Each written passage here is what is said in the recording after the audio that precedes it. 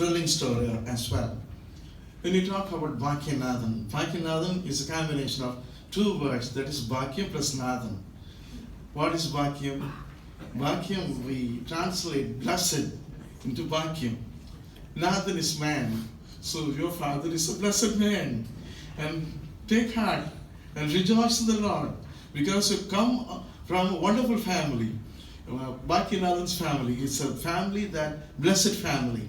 Thank God that God has selected your forefathers so that you exercise your faith every day wherever you live. And this evening, as we are gathered to celebrate the life of your father, who lived a total full life. And in his 85 years, he was an instrument in the hand of God. And he helped many people. It's so fascinating to hear the story from a beloved sister who came and told me, despite of the fact he underwent bypass surgery, he climbed up to 3 floors and used to visit them. And that's a great, you should have been a great human and caring person. And having come in that wonderful tradition, I hope the sons also carry the legacy of the father, sons and the daughter. You carry the legacy of what your father has done, and you got to continue with that.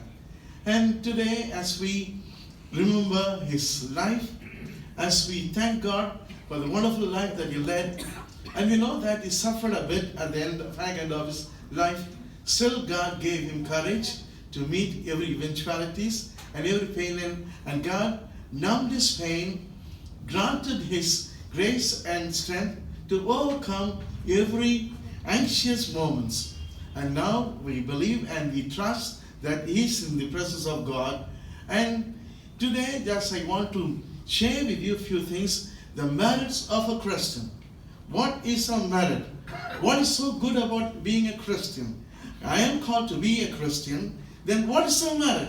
Then what I'm going to inherit? Then what I'm going to acquire in my life? And for that, I have chosen this particular passage from the second letter of Paul to Timothy, the very fag end of this particular chapter. And we know very well that Paul wrote this letter when he was waiting for his execution, somewhere around 67 AD, by the hand of Nero.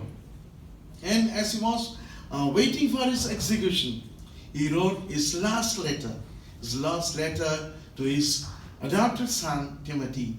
And he was boasting about his own life, how he led a life, and he is also beckoning his son to follow his footsteps. And there are 3 things I would like to mention here.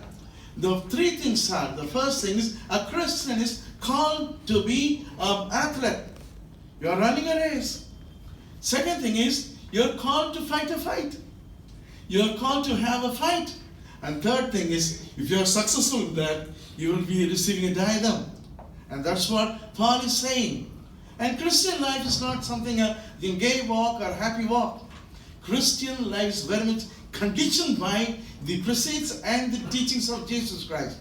And Paul is saying, as he was waiting in the prison cell, and he was looking around, and he saw quite a lot of many arenas in Rome.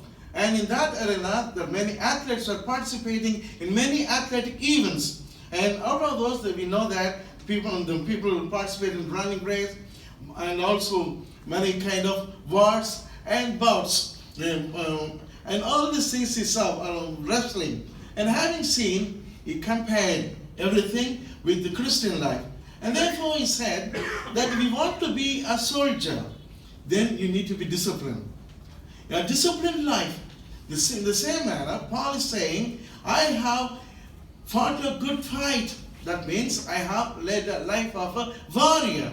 A warrior is always engaged in the war front. It's not to be slept, not to sleep in his bedroom. You got to be engaged. With whom you got to be engaged? Not with flesh and blood. Ask Paul. You'll tell with whom you are engaged in war. You will say that, read my epistle of Ephesians. And we read Ephesians chapter 6, verse 11 following, it says, we are engaged in war. Not with flesh and blood, but with the principalities and authorities and the things that motivate people to do something evil. We are at the evil spirit. We are at war that induce people to have antagonism. We are engaged in war where people are governed by evil forces. And therefore, Paul is saying, I have fought a good fight. That means every time I stood as a warrior and engaged myself as a warrior of Jesus Christ, fought against all evil forces. And here your father, as he lived a wonderful life of 85 years, he engaged himself in various spheres of activity. In every sphere, he saw Jesus Christ. And in every sphere, he felt Jesus Christ.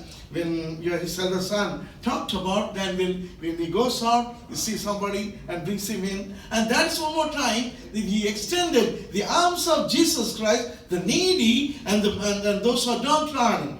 And that is what the Lord expects from us. We live a life that is very much comfortable in life. We want to engage ourselves as a warrior without war. But Jesus says, and this man, the great man of God, Paul says, you got to engage yourself. When you take a person, a dirty person, or a lesser privileged person, it somehow pokes your ego and your pride. When you go with a shabby person, what will people? You will think, how people look at me. But despite all these arts, your father took interest to carry and to lead and to bring those kind of people in your home and provided accommodation and provided the well-being in the life.